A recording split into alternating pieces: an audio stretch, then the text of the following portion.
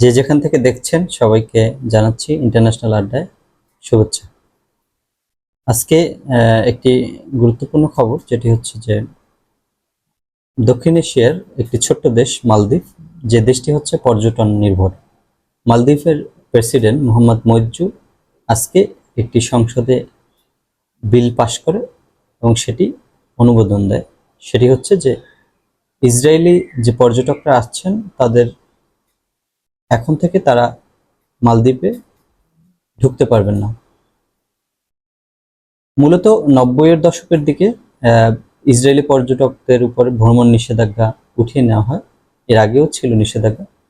তারপর থেকে প্রতি বছর অনেক ইসরায়েলি মালদ্বীপে ভ্রমণ করতে আসতেন।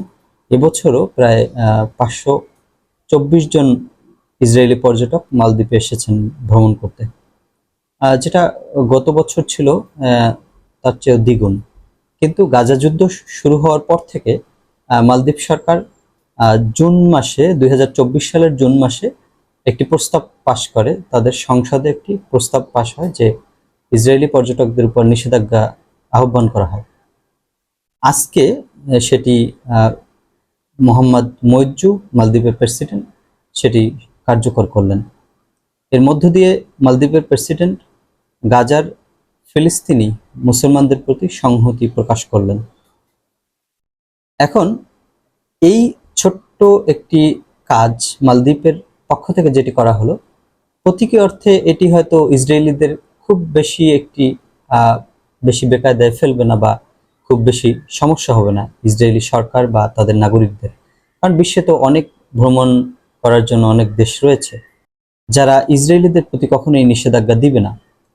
কিন্তু এটি প্রতীকী অর্থে এই অর্থে গুরুত্বপূর্ণ, কারণ মালদ্বীপ একটি পর্যটন নির্ভর দেশ হওয়া সত্ত্বেও গাজার মুসলমানদের পক্ষে দাঁড়িয়ে বা নির্যাতিত গাজাবাসীর পক্ষে দাঁড়িয়ে তারা এই গুরুত্বপূর্ণ সিদ্ধান্তটি নিয়েছেন। যদিও মালদ্বীপের অর্থনীতির উপর একটি প্রভাব পড়বে, তারপরেও মালদ্বীপ সরকার এটি নিয়েছেন কারণ মুসলিম উম্মার স্বার্থে। এটি হচ্ছে অন্যান্য যে মুসলিম রাষ্ট্রগুলো রয়েছে, বিশেষ করে সৌদি আরব, কাতার, কুয়েত, টার্কি, আজারবাইজান সহ যে সমস্ত মুসলিম বড় বড় দেশগুলো আছেন, এছাড়াও রয়েছে মিশর, জর্ডান, যারা ইসরায়েলকে অন্ধভাবে সমর্থন দিয়ে যাচ্ছেন। লক্ষ লক্ষ ফিলিস্তিনি নিহত হওয়া সত্ত্বেও তাদের সেই রকম কোনো অ্যাক্টিভিটিস বা তাদের সেই রকম সমর্থন গাজাবাসীর পক্ষে দেখতে পাচ্ছি না। তার বিপক্ষে মালদ্বীপ ছোট্ট একটি দেশ হওয়া সত্ত্বেও তাদের অর্থনৈতিক ক্ষতি হওয়া সত্ত্বেও তারা ফিলিস্তিনিদের পাশে দাঁড়িয়েছেন। এই মালদ্বীপের যে কার্যক্রমটি বা মালদ্বীপের যে কাজটি, সেটি হচ্ছে বিশেষ করে এই সমস্ত যারা দেশগুলো যারা ইসরায়েলকে অন্ধভাবে সমর্থন দিয়ে যাচ্ছেন তাদের জন্য একটি মেসেজ যে আমাদের সবারই ফিলিস্তিনিদের পাশে দাঁড়ানো উচিত, গাজাবাসীর পক্ষে দাঁড়ানো উচিত। সেই মেসেজটি মালদ্বীপের প্রেসিডেন্ট দিয়েছেন।